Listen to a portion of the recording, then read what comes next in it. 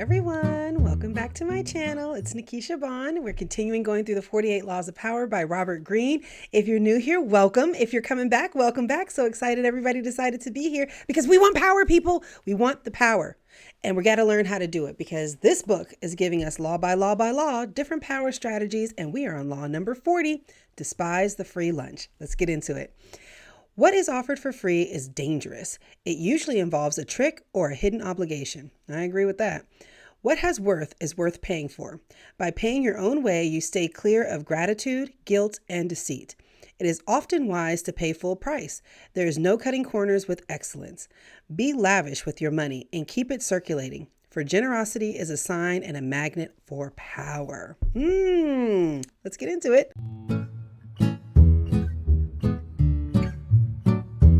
In the realm of power, everything must be judged by its cost, and everything has a price. What is offered for free or at a bargain rate often comes with psychological price tags, complicated feelings of obligations, compromises with quality, and the insecurity those compromises bring, and so on and so on. So even though you're getting it for free, you might still need to pay.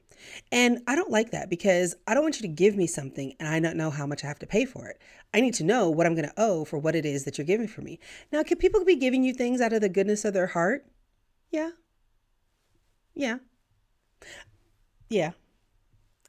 I'm not one of those people. So I need to know how we're going to exchange.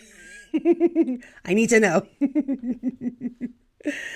Why? Because by giving the appropriate gift, you put the recipient under obligation. See, I don't like that. I don't want to be obligated to you. I want to do things because I want to do things, or I want us to exchange things, have a win-win situation. I don't want to have you doing all this stuff for me. And then one day out of the blue, you come and say, oh, by the way, I need you to do this. And I'm like, I don't want to do that. And they're like, do you remember all of those things I did for you? Do you remember? Yeah, I remember. So you should have said that you wanted something in return. You can't come back later on and ask me for it. Anyways, I'm getting off track. Let's keep going. Okay, so the way that this chapter is structured, I'm all on page 334. The way this chapter is structured is it basically just tells a whole bunch of different stories about people who have used the free lunch for power or they gotten taken advantage of by power, whatever.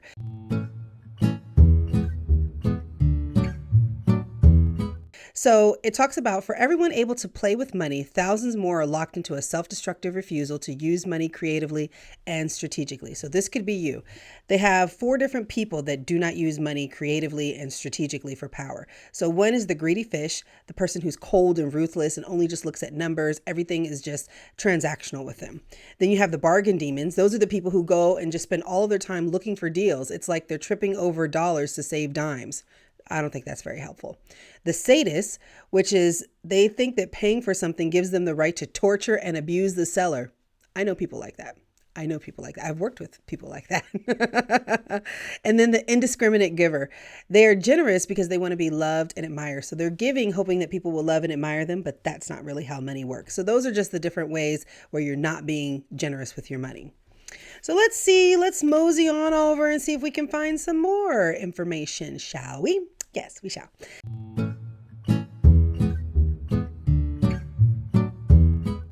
Power requires self-discipline. The prospects of wealth, particularly easy, sudden wealth, plays havoc with the emotions. In this delusion, the greedy neglect everything power usually depends on, self-control and the goodwills of others, and so on and so on.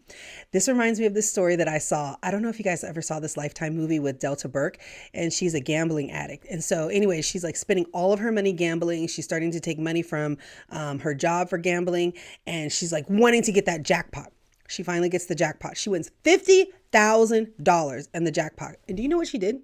She took that $50,000, went to the high roller table and blew it all.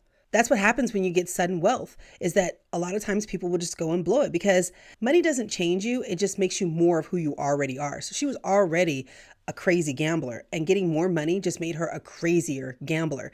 So don't think that just because you get all of this money and sudden wealth, you'll be able to use it properly. Maybe you will. I don't know. Hold on. Here's another one.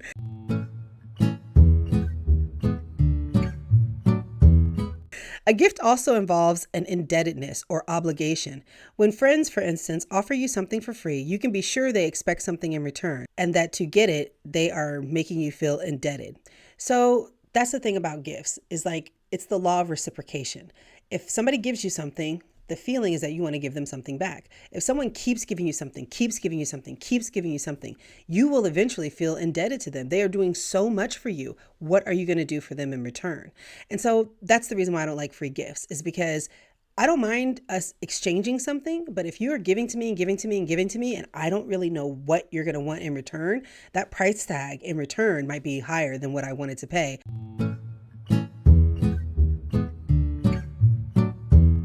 Strategic generosity is always a great weapon in building a support base, particularly for the outsider.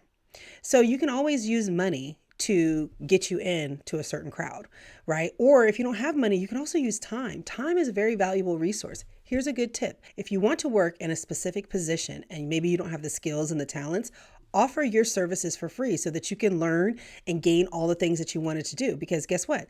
You're going to be giving them something for free, right? Your time and your effort, and they're going to be giving you something for free, all the knowledge and know-how, so that you can then go on and monetize that. So I don't know if that had anything to do with the quote, but I thought it was a good tip nonetheless. This one was a really hard one, guys, because it just is giving so many different stories that I had to really just go in here and just try to pick out something that I thought would be helpful. But hopefully I can wrap everything up in the final thoughts.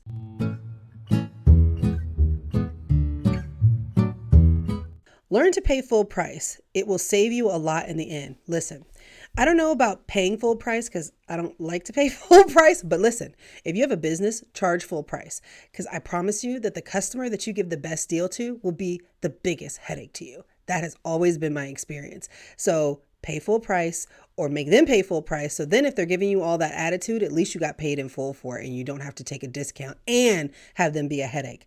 That was just my own personal stuff, so take that with a grain of salt. Okay, let's mosey on over to the reversal of the law, shall we?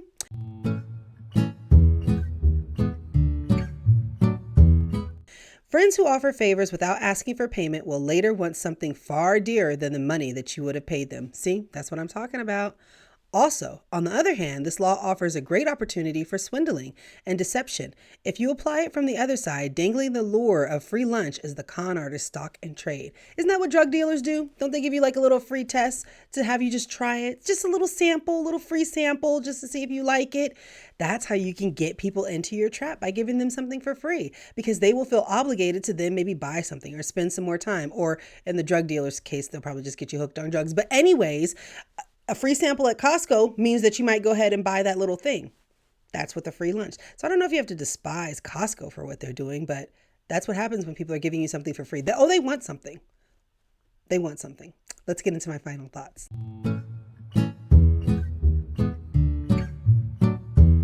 Despise a free lunch because they want something. They always want something. If somebody is giving you something for free, it is your responsibility to figure out what it is that they want and ask in advance, because maybe they don't want to tell you, because maybe they know that if they tell you that you're going to say no.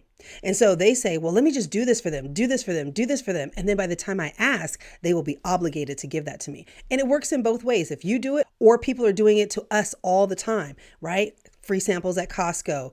Like Gary Vee says, jab, jab, give them value, then you ask for the money. Giving something to somebody for free softens them up so that you can later ask for what you really want. And it just goes both ways. So listen, if somebody is giving you a free lunch, you need to be really like, okay, I appreciate this free lunch, but did you want anything in return? Get them to verbally say, no, I don't want anything in return. So that way, if they ever come back and they want to ask for something, you can be like, well, I asked you if you wanted something. That's not fair for you to offer me something for free, only for you to try and get me on the back end. That's not right. You're being wrong. You're evil. You're being evil. I know, because Nikisha read the book to us, and that was evil, and I disagree. Anyways, I hope you guys have learned something. That was a real struggle, but I think overall, despise the free lunch. They always want something in return. Find out what it is up front. And if you like this, like the video. And if you haven't already, make sure you subscribe to the channel. And if you could, share this with a friend. Maybe they are going out there and getting duped, and you need to let them know you don't have to take that anymore. You're better than that. Yes, share with our friends. And then next time we're going to talk about avoid stepping into a great man's shoes. Oh, interesting. I'm interested. Let's find out together. All right, everybody. I'll see you next time. Bye-bye.